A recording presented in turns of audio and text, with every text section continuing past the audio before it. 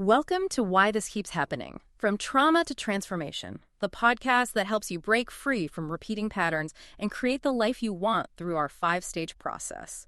We're Mark and Lynetta. Before we begin, we want you to know that this episode is based on a real coaching session. We've condensed it down to the key insights and breakthroughs to protect our clients' complete privacy. The voices you're hearing are AI-generated to keep our clients fully anonymous. This allows us to share real transformational moments from our coaching work. In today's episode, the burden in the belly and the myth of automatic emotions. You'll discover the gap between events and feelings, how to empty your treasure chest of misery, and how trauma physically leaves the body. All right, so stepping right into our deep dive today, we're looking at this. It's a profoundly intense, incredibly raw coaching session. It really is. Featuring the two coaches from that intro, Mark and Lynetta, and a client named Sara.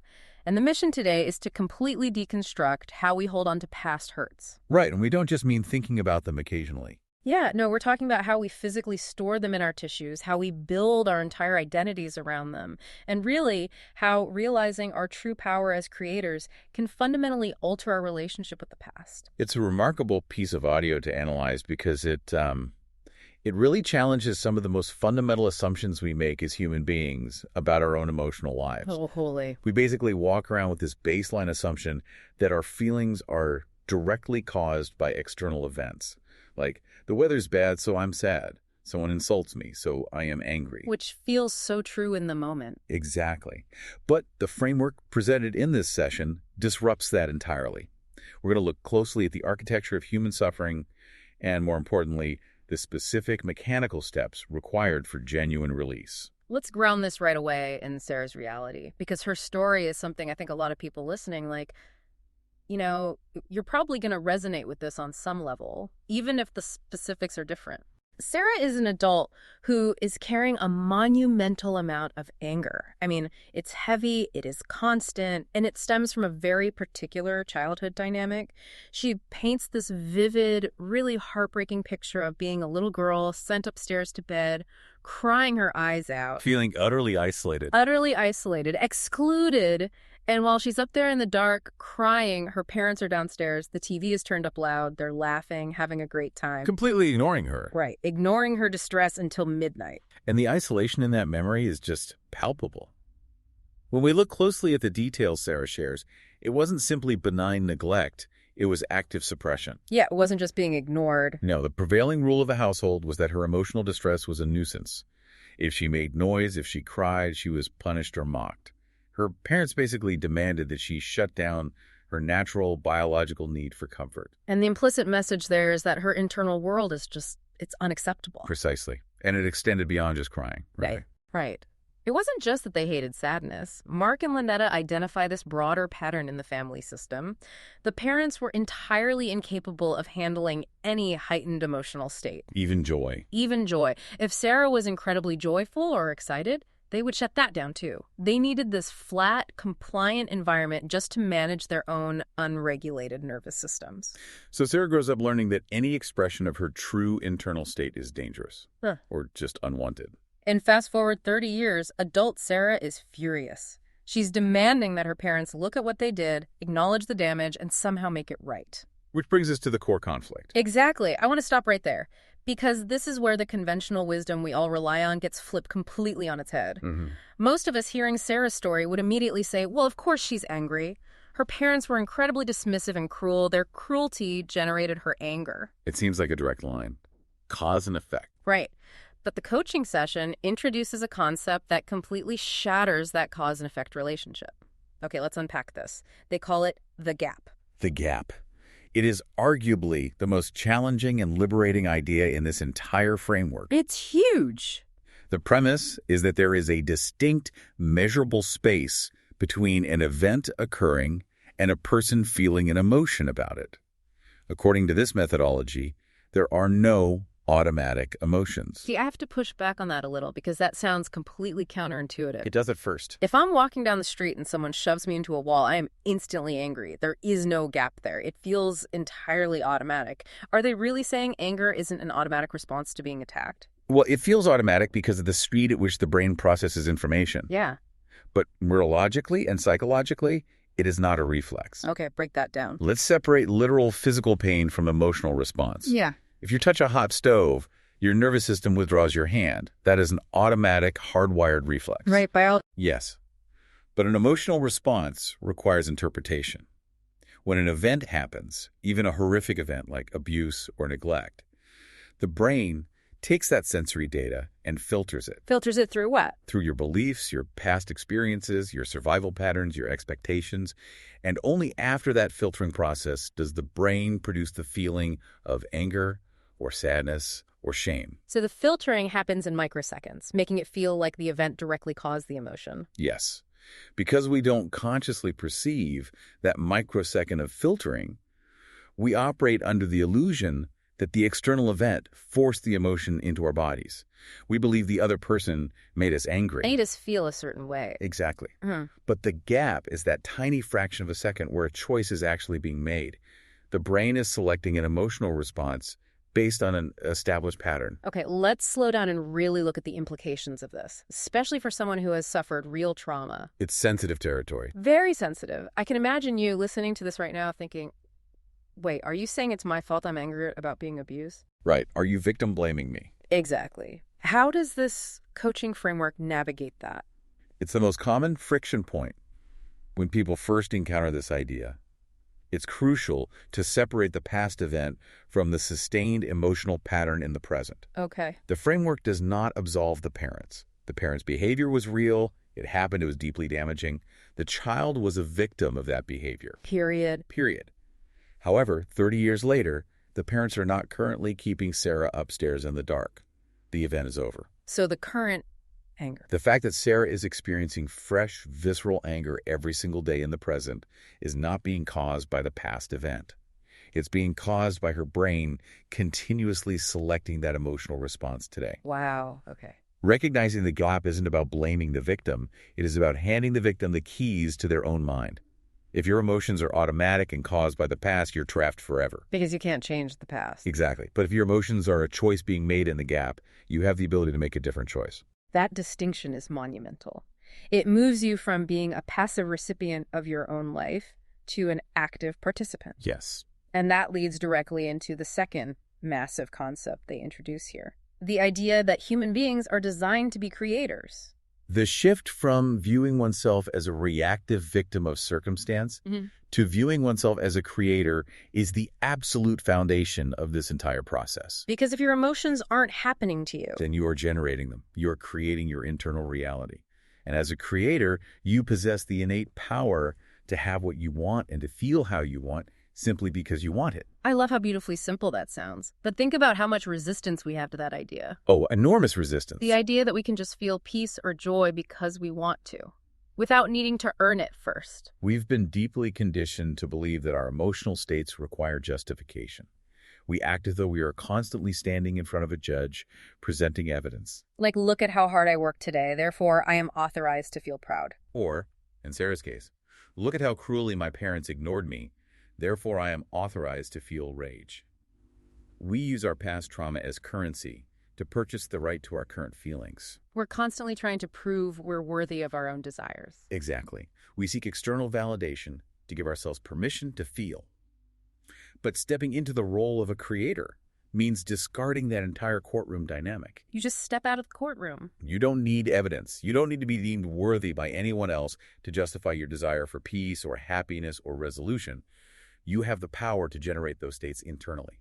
But there is a boundary they talk about. Yes, the only boundary this framework places on a creator is that you must respect the presence and autonomy of other creators. Meaning you can create your own internal state, but you cannot dictate someone else's. Right. You can't force another person to create the reality you want them to create. Which is the exact trap Sara is caught in. Precisely. She is refusing to use her power to create peace for herself.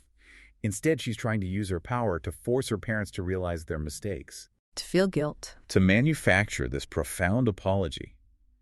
She is holding her own emotional state hostage, waiting for someone else to change their internal reality. And as long as she does that, she remains entirely powerless. I want you to really sit with that for a moment. Think about a persistent, simmering resentment in your own life. Maybe it's toward an ex-partner, a former boss, a family member. We all have one. Right. Are you utilizing your power to create a workable present for yourself, or are you waiting for them to validate your pain first? Are you noticing that tiny microsecond gap where you are actively choosing to pick up that anger again today? It's a tough question to answer, honestly. It really is. And that brings us to a metaphor used in the session that is just incredibly visceral. Sara insists she needs her parents to understand her pain. She wants them to suffer. She wants them to feel the weight of what they did while they are still alive to experience it. And Mark points out something astonishing about where Sara is keeping all of this pain. Yes. Mark introduces the concept of the treasure chest of misery. He points out to Sara that she isn't just passively remembering her childhood. She's actively hoarding the resentment, the grief, the betrayal. And she's storing it. Physically? Deep in her belly. It's this heavy, guarded cargo. Imagine that physically for a second. A heavy, iron-bound chest sitting right in the center of your gut. Full of everything that went wrong. Exactly. And inside it isn't gold or anything of value. It's every time you were ignored. Every unfair punishment, every tear you shed alone in the dark. And yet, you are guarding this chest with your life. You are protecting your own misery. It begs the question, why? Right. Why do human beings treat their deepest wounds like precious treasures? It's a brilliant psychological paradox. We guard the pain because we view it as ammunition. We're holding on to it, refining it, keeping it fresh, so that at the perfect cinematic moment, we can open the chest and vomit all of that toxic energy right back onto the people who hurt us. Exactly. We believe the pain has value because it is the evidence we'll use to convict them. Mark uses an analogy in the session that's pretty graphic, but it hits the nail on the head. He compares it to a dog that soils the carpet. Oh, yeah. The angry owner drags the dog over and aggressively rubs its nose in the mess so the dog sees exactly what it did. Sara has this deeply rooted, almost desperate fantasy of rubbing her parents' noses in the mess they made of her childhood.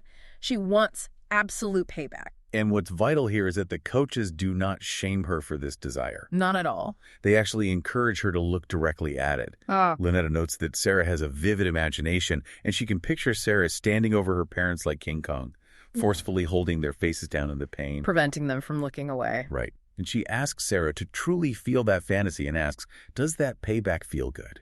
And Sara admits that, yes, initially there's a massive surge of satisfaction in that fantasy. The idea of holding the wheel of karma, of finally balancing the scales, like, I am going to keep this heavy iron chest in my belly. I'll suffer its weight every single day, just so I am ready for the moment I can unleash it on you. But then Mark asks her a question that completely dismantles the entire strategy. Yeah. It is the breakthrough moment of the session. It's a profound intervention. Sara is adamant that her parents must acknowledge her pain now, while they are alive. She rejects the idea that they might only realize it after they pass. So Mark introduces the timeline problem. He asks her the hard question. He says, what if they live another 20 years? You guard this pain, you carry this heavy chest in your belly every day for 2 more decades, waiting for the moment they finally understand, and then they die without ever acknowledging a single thing. Just think about the weight of that question. Are you going to carry the injustice of your childhood in your physical tissues even after the people who hurt you are dead? Are you going to clutch this treasure chest of misery until your own last breath? When confronted with that stark reality, Sara's initial instinct is actually to say yes. Which is wild, but so human. It is. She feels that if she drops the chest, if she lets the anger go, then the injustice wins. She believes that holding the pain is the only thing keeping them accountable. If she releases it, it feels like she is saying what they did was okay.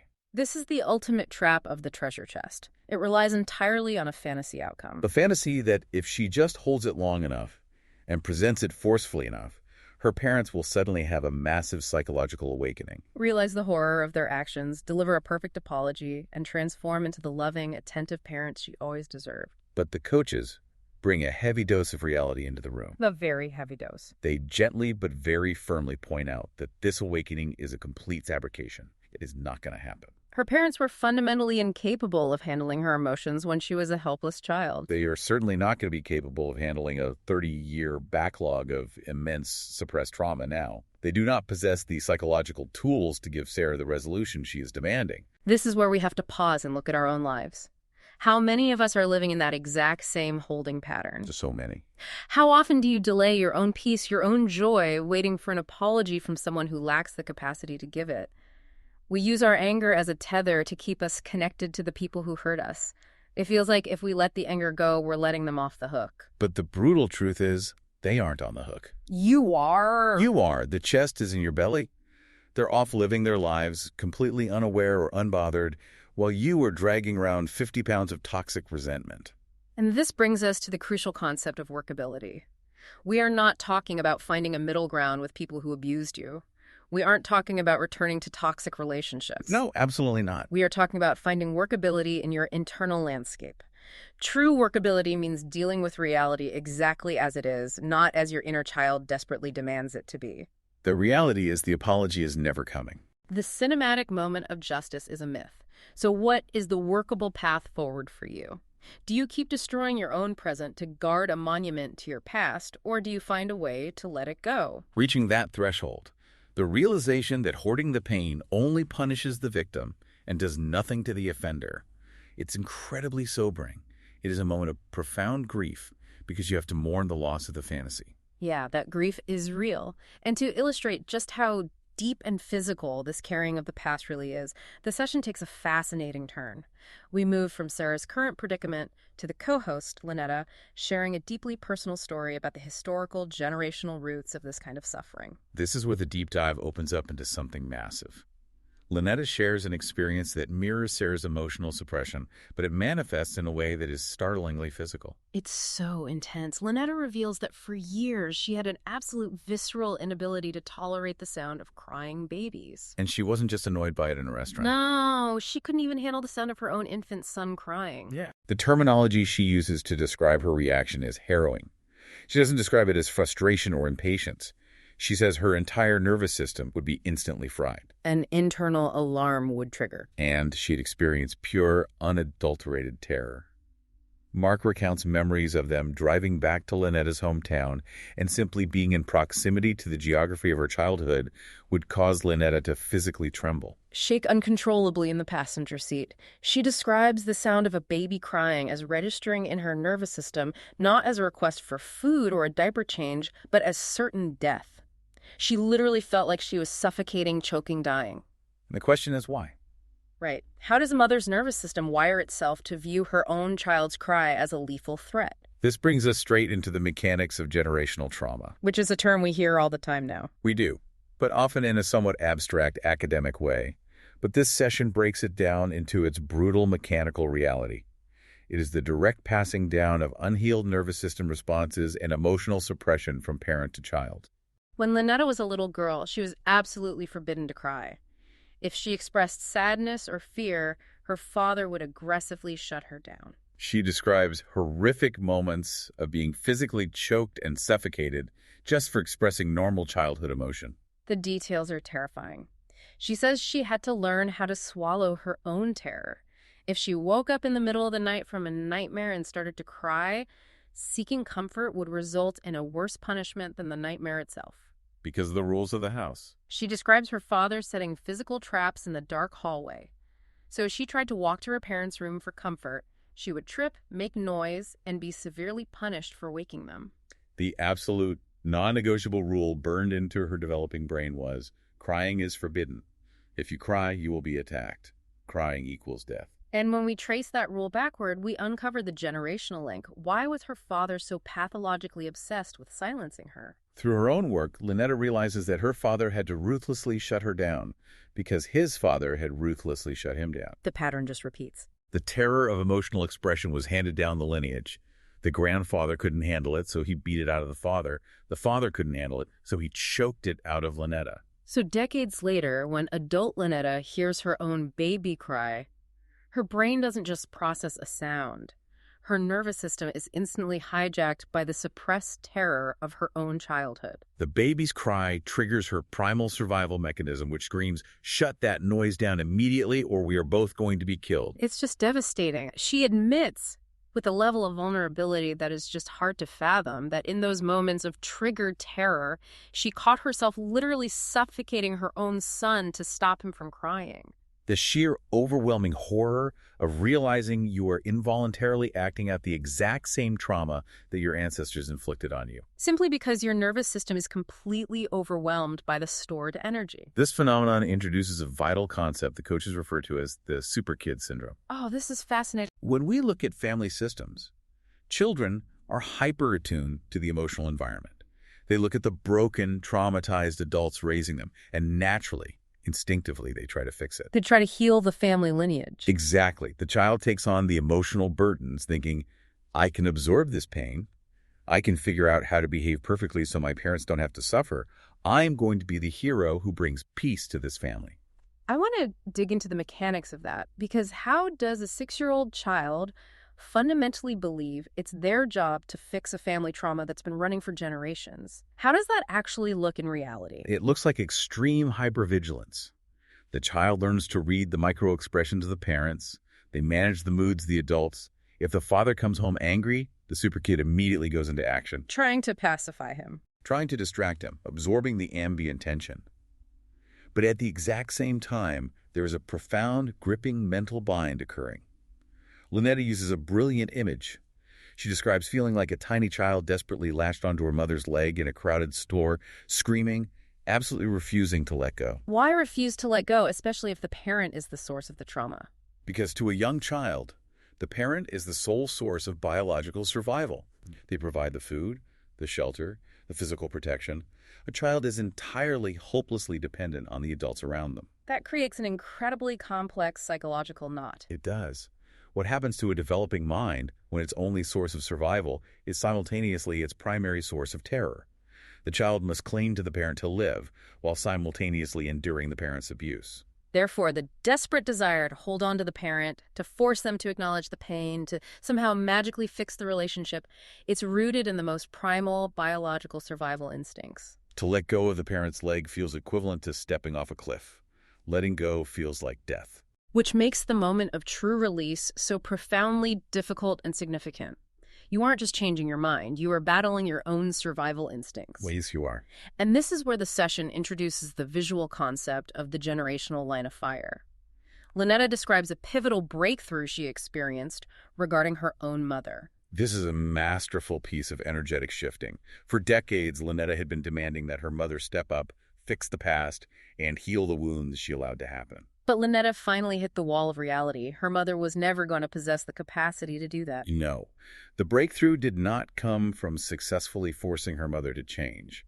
It came from a radical internal realization within Lynetta herself. She describes engaging in this intense visual and energetic exercise. In her mind's eye, she visualized physically turning her mother around to face her own parents, Lynetta's grandparents. And Lynetta looked at the three of them and said, "This is between you." The trauma, the rules, the suppression that belongs to you, it has nothing to do with me. I was just in the line of fire. I was just in the line of fire. That phrasing is an absolute masterstroke. It is. It completely removes the personalized shame and blame without excusing the destructive behavior. It's an acknowledgement that the parents were actively fighting a psychological war that began generations before the child was even conceived. The child did not cause the war. The child simply had the misfortune of standing exactly where the bullets were flying. And what happens next in this visualization is crucial. Lynetta didn't just walk away. She physically mimed wiping her hands clean. She turned her back on that entire generational mess, and she faced forward toward her own life. She consciously resigned from her role as the super kid. She stopped trying to heal her ancestors. She stopped trying to carry her mother's unhealed burdens. And she says that in that moment, energetically, she was suddenly cut loose. The invisible tether snapped. She was freed up. I urge anyone listening to apply this visual to their own history. Are you currently exhausting yourself trying to fix your parents' unhealed trauma? Are you carrying the heavy, toxic burdens of their past, hoping that if you just hold on to it tightly enough, the past will somehow be magically rewritten? What would happen to your internal landscape if you realized you didn't cause their brokenness? What if you realized you were just in the line of fire? Imagine physically turning around, handing the heavy burden back to the generations that generated it, wiping your hands clean and stepping out of the crossfire. That is the absolute essence of what we mean by workability. You stop the futile attempt to manipulate an unchangeable past, and you reclaim your power to construct a workable present. And this is a massive, incredibly important point, this is not simply a cognitive exercise. Not at all. You don't just sit in a chair, think the words, I am out of the line of fire, and suddenly skip away completely healed. The trauma isn't just a bad memory. It's a physical substance trapped in the body. It has to go somewhere. That brings us to one of the most misunderstood and glossed over aspects of this work, the physical manifestation and physical release of trauma. Modern society often treats emotional pain as a purely intellectual issue. Like if we just talk about it enough, it'll go away. We think if we can just analyze it enough or reason our way through it, it will vanish. But the evidence from this coaching session is unequivocal. Trauma lives in the physical tissue. It lives in the nervous system. Let's really dig into the mechanics of this physical aspect. Yeah. Because the examples Lynetta shares are intense, and they show exactly how the body keeps the score. She mentions that when she first started feeling safe enough to sleep in the same bed as Mark, she would experience violent, involuntary kicking as she was falling asleep. Yes, Mark describes it vividly. He says it wasn't just a mild twitch. It was as if she was actively intending to kick an attacker, but she was completely, deeply asleep. And when we look at the data of her childhood, the reason becomes clear. When Lynetta was a child, nighttime was the most dangerous time. That was when she was subjected to terrifying rules, traps in the hallway, the threat of attack. For decades, the biological terror of nighttime vulnerability was locked into her muscle memory. Her body was constantly braced for an assault. So when she finally found an environment with Mark where her nervous system felt genuinely, fundamentally safe enough to power down and sleep deeply, her body seized the opportunity to involuntarily discharge all that trapped kinetic energy.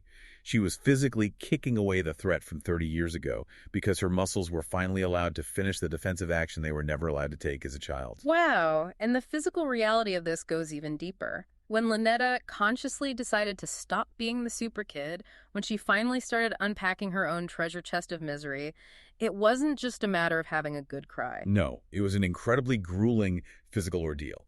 She spent an entire week where she basically couldn't sleep at all. Her entire body was seized by violent trembling and shaking. She describes sweating the bed out every single night, to the point where the sheets were completely soaked. She honestly believed she was losing her mind. Think about how terrifying that experience must be. In our culture, if someone starts violently shaking and sweating, our immediate response is to stop it. We tell them to calm down, take a deep breath, or we medicate them to suppress the physical reaction. Most people, when faced with a week of uncontrollable tremors, would be terrified. They'd slam the lid of the treasure chest shut and lock it back up just to make the physical discomfort stop. But what Lynetta was experiencing was the biological imperative of healing. Her nervous system was finally unfreezing. Decades of suppressed, highly charged survival terror were being physically expelled from her tissues. The shaking and the sweating are the body's natural release valves. And Sara, the client on the call, immediately recognizes this phenomenon. She chimes in and says that right before she went on a recent trip, a trip that brought up a lot of these childhood feelings, she started experiencing intense, involuntary twitching. Her body was jerking on its own. Mark validates this instantly. He points out that this twitching is a massive positive sign. The body is signaling that the trapped energy is rising to the surface. As they put it in the session, the internal toxicity is finally ready to come out. The vocabulary we use to describe this phase is of paramount importance.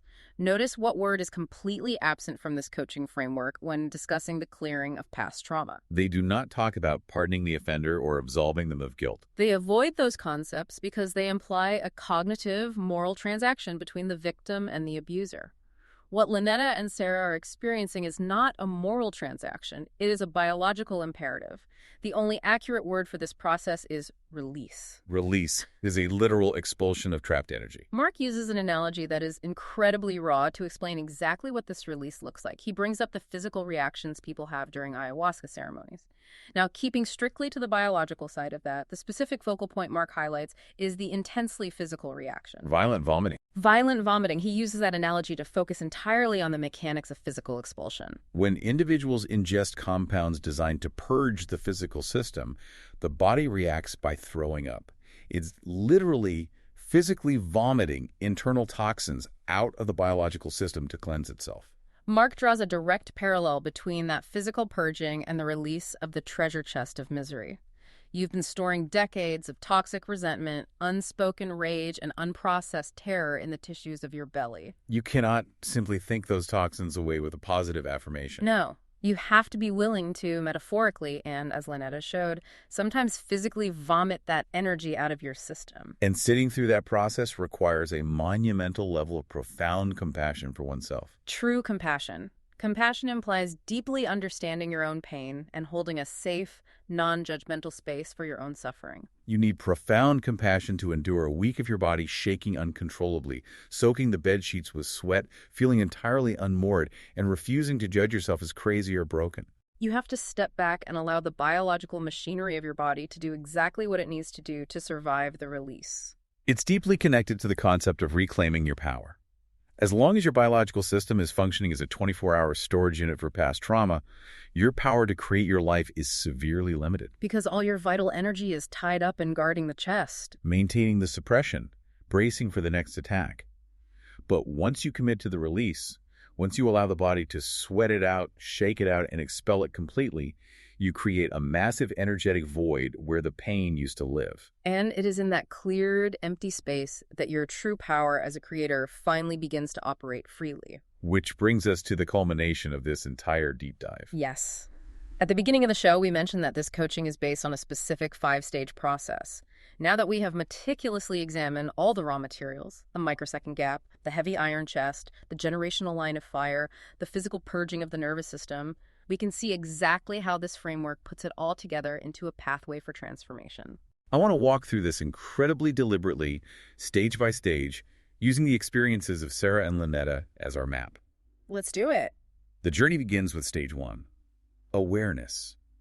This is the foundational step where you simply observe the data of your life without immediately trying to fix it. You notice the recurring triggers and the disproportionate emotional reactions. For Lynetta, stage 1 was recognizing the absolute irrational panic that flooded her system the moment a baby cried. She had to become aware that this was not a normal annoyance. It was a profound systemic trigger. And for Sara, awareness was taking an honest look at the deep, burning resentment she felt toward her parents and noticing the specific recurring feeling of being utterly excluded. You cannot change a pattern you refuse to acknowledge. Stage 1 is just turning the lights on in the room and looking around. Once you see the pattern clearly, you move to stage 2, finding the gap. Finding the gap, this is where the real friction begins. This is the difficult realization that the emotion you are currently feeling is a choice, not an automatic reflex dictated by the past. Moving into stage 2 requires dismantling the illusion of cause and effect. For Sara, finding the gap meant Mark showing her that while her parents' neglect in the past was a real event, her daily simmering anger 30 years later was a pattern she was actively maintaining. She had to realize that she was no longer reacting to her parents. She was reacting to her own sustained internal memory of them. She had to locate that microsecond gap every morning where she was unconsciously choosing to pick up the heavy mantle of anger yet again. And realizing that you are choosing to hold the anger naturally forces you into stage 3, acknowledging the treasure chest. This stage demands ruthless, uncomfortable honesty. You have to admit how fiercely you are guarding your own misery. You have to look at the ugly truth that a part of you actually likes holding onto the pain because you were desperate for payback. Stage 3 is frequently the point of greatest resistance because it requires dropping the identity of the pure, helpless victim. Sara had to acknowledge that she wasn't just passively suffering the effects of her childhood. She was actively, deliberately hoarding the pain in her belly. She was waiting for the fantasy moment where she could aggressively rub her parents' noses in their failures. Acknowledging the chest means looking directly at our own desire for revenge and seeing how it is poisoning our present. Once you truly see the chest, you feel how incredibly heavy and destructive it is, which propels you right into stage 4, stepping out of the line of fire. This is the profound shift regarding generational trauma. This is the moment you return the pain to its rightful owners. This is the energetic pivot Lynetta demonstrated. It's visually turning your parents around to face their own trauma, their own unhealed ancestors, and saying, "This belongs to you." It is the conscious resignation from being the super kid. You realize at a cellular level that you do not have to carry the burden of your family's history. You recognize that your parents' inability to nurture you was a manifestation of their own profound brokenness, not an indictment of your worth. You wipe your hand clean, and you step completely out of the crossfire. And finally, that energetic separation allows you to enter stage 5, physical release and claiming power. This is where the intellectual work becomes viscerally physical. You allow the body to do what it has been waiting decades to do. You allow the shaking, the sweating, the twitching, the expulsion of the trauma. You stop suppressing the biological release. And once that heavy chest is emptied, once the toxic energy is fully expelled, you step fully into your role as a creator. The ultimate goal of Stage 5 is not simply to feel a sense of relief. It's to fundamentally redesign your reality for maximum workability.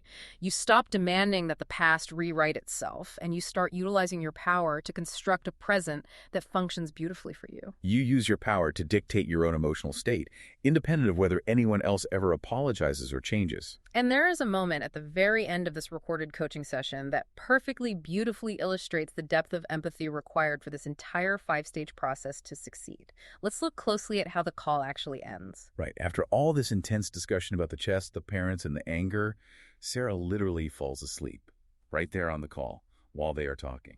It is an absolutely remarkable physiological response to witness. Lynetta gently points out that she can hear Sara starting to softly snore on the line. They joke quietly that they have worn her out, but the underlying neurological reality is profound. Mark and Lynetta explain that this sudden, deep sleep is the ultimate sign of nervous system regulation. Think about the mechanics of what just happened. For over 30 years, Sara has been locked in a state of high alert. She has been fiercely guarding this heavy iron chest of misery, waiting for an attack, scanning for an opportunity for payback. Her entire nervous system has been rigid with defensive tension for decades. But during this hour-long session, Mark steps completely into her world. He does not judge her for wanting revenge. He doesn't tell her it's bad to hoard the anger. He completely, thoroughly understands the mechanics of her pain and why she built the defenses she did. When we look at the fundamentals of human connection, we see that once a person feels truly, completely gotten, once they are understood without an ounce of judgment, without being rushed or pressured to artificially fix themselves, their nervous system finally receives the unmistakable signal that it is safe. The invisible war is over. The vigilant, exhausted guard can finally put down their weapon and stand down. The result of that massive release of tension is immediate, profound physical exhaustion. Sara's biological system finally felt safe enough to rest. That's all you ever wanted, Mark says so softly at the end of the recording. To be gotten. And once she finally was, she could let go of the vigil. It is an incredibly powerful testament to the absolute necessity of compassionate, non-judgmental witnessing in the process of human release. You do not have to have the power to fix a person's past. You just have to have the willingness to truly witness and understand their present. As we wrap up this deep dive, it raises an incredibly important question about what happens after. We have spent this time exploring the heavy mechanics of holding on, the physical, generational reality of trauma, and the explosive biological necessity of release. But emptying the chest is not the end of the human story. It is simply the clearing of the foundation. Which leaves us with a profound question for you, the listener. We've talked extensively today about that heavy iron chest sitting in your belly full of resentment, hurt, and unspoken justice. We've talked about the exhausting daily effort it takes to guard it and the immense courageous power required to finally vomit it out and let it go. So I want to leave you with this thought to mull over. If you finally did the work, if you stepped entirely out of the generational line of fire, allowed your physical body to shake, sweat, and fully expel the past, and you finally emptied out your treasure chest of misery, what vast empty space would that leave inside you? And more importantly, stepping fully into your power as a creator. What beautiful, intentional new reality would you create to fill that space today? Today, we explored the burden of generational trauma and discovered how recognizing the gap between events and feelings allows us to truly release our pain. If you want additional support for yourself, visit whythiskeepshappening.com. Subscribe to the podcast so you never miss an episode. And if this resonated with you, please leave a review to help others find the show. Release the past. Reclaim your power. Start now.